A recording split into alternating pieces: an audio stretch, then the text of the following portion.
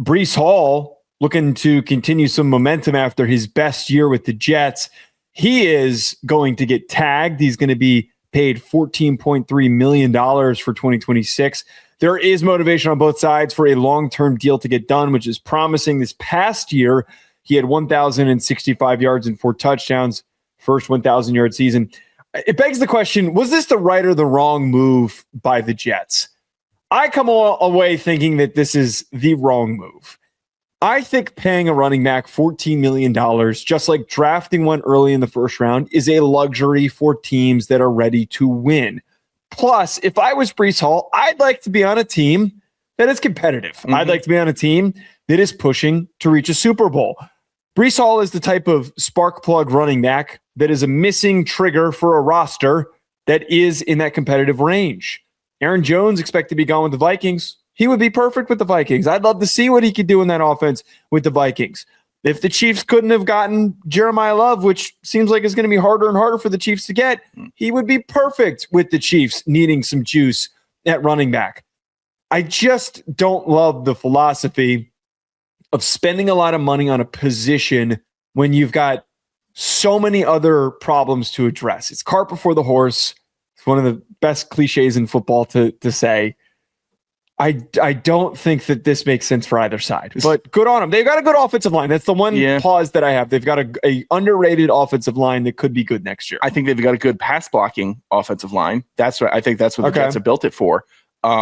It's a scumbag move by the Jets, top to bottom, because you're depriving us of seeing Breece Hall on a team that is not the New York Jets. They're depriving Breece Hall of a year in his prime to play not for the Jets and to earn a contract somewhere else. Who, maybe he wasn't going to get a 3 years, 30 for some other team.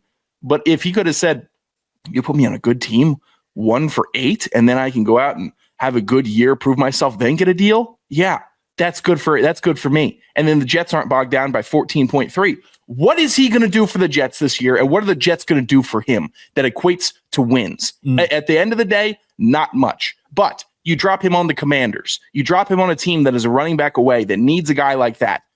He equates to wins. He puts 4 to 5 wins on your column just from his impact in an offense that's at firing at 70-75% capacity. He fills in 30% of that. And then you have an actual top to bottom offense. The Jets are firing at 30% with Breece. He's 30%.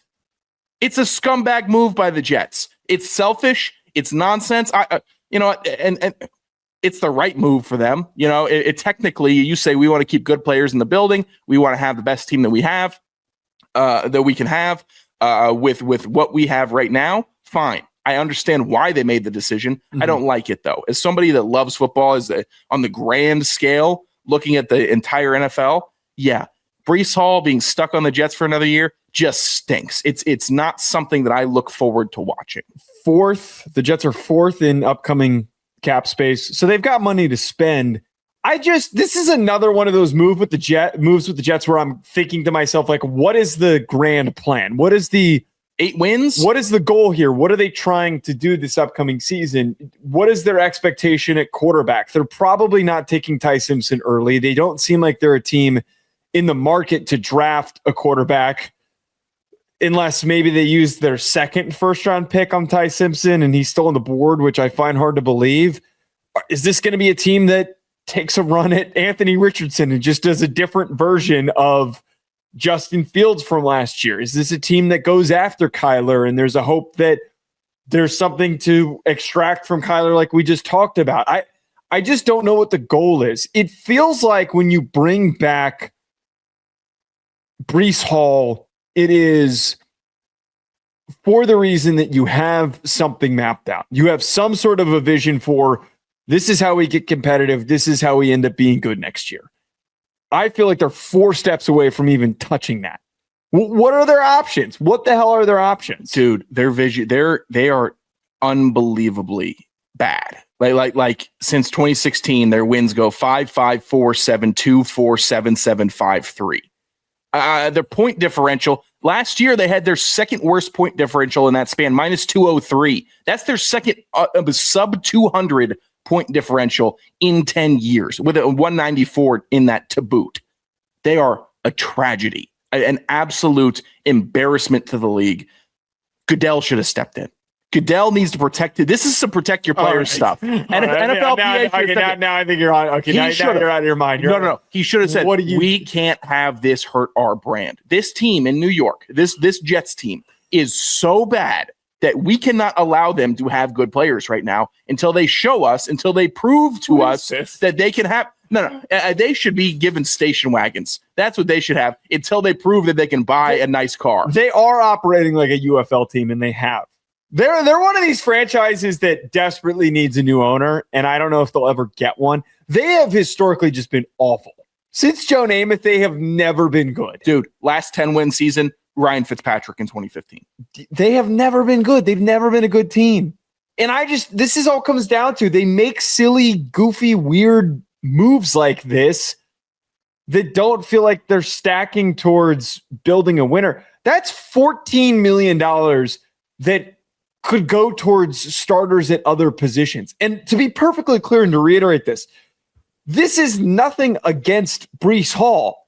He deserves to get $14 million on a team that's competing and ready to win. I mean, an easy example of a big contract given out in free agency to a running back, actually two examples, Saquon getting his with the Eagles, Josh Jacobs getting his with the Packers. Some people questioned the Josh Jacobs one when it happened, and that was a perfect move. That was a perfect contract. Yeah, he's been one of the best running backs in the NFL since he entered that situation. But he only works there because they have a well-rounded offense with a really good quarterback. The Packers understood the timing of investing in Josh Jacobs. They understood going through the steps of getting there. Why are you spending $14 million when you could have drafted someone this year with a decent running back class and spent that money on bringing back maybe Elijah Vera Tucker, which I know he's been hurt, and I don't know if they do try to bring him back. It doesn't seem like there's really been any movement there unless I'm missing something. So anything could change. Spending money on one of the premier wide receivers, spending money on key defensive pieces. I would drop $14 million and put that towards going and getting Trey Hendrickson. They just cleared space and moved Jermaine Johnson. I don't think that this team is operating in a frame of getting towards competitive. It's kind of just going through the motions. I am disgusted. We've got a good player. We have to pay him. I'm gonna keep on scanning this Jets, these teams. I'm just disgusted. The points they've had Garrett Wilson and Breece Hall be their leading receiver and rusher for the last 4 years. Because every single year, their points that they've had ranked in the NFL 29th, 29th, 24th, 29th. That's literally these guys are just going out getting cardio. It's literally these guys. They're just getting yards. They're just getting stats. It doesn't translate to anything. It never amounts to anything with the Jets. How do these people survive as Jets fans, Joe? How do you survive if you have guys like this? It's the greatest question. Having lived here my whole life, it makes me question it so much. How do people I can't look at this page anymore. It's sickening to me to watch what they're doing to these guys. It is a very weird franchise, and they don't get to draft skill players, man. There needs to be restrictions. So what are they supposed to put a comb back there? What do you? Go to the UFL. You get UFL guys. That's what you get to do. I don't even know who is the UFL. Oh, it's just not right, man. It's not right. Bryce Perkins. Go and get Bryce Perkins, damn it. That's who I'd go and I would pull an Eli the second. If I was Dante Moore literally did that. He was right. Dante Moore did that. I wish he went in the draft, got drafted, and still pulled Eli. There needs to be a more public shaming of this team. You know what would be the funniest thing to happen with Dante Moore? By the way, to clarify, he's not an Oregon fan. He's not an Oregon fan. This idiot wearing this hat. I'm a Steez fan. Sure. It'd be really funny though if Dante Moore season goes really well. He improves. He just plays really great. Mm-hmm. Jets have the 4th overall pick. So they move back in the order. Arch goes 1st overall. Someone else goes in between them. And essentially, the Jets move back. He moves back in the pecking order of quarterback selections and still lands in New York. That would be the most frightening future. Never let it happen. I would say I'm praying for Dante Moore. I'd offer to represent Dante. Dante, I don't think he needs your Dante, help. We're not going to. He doesn't need your help. The people around you are excited about you getting $40 million right Chud now. management. All right, Chud management is going to get you on a good team. I swear to God, these people around you they're not looking out for you. Chud management is.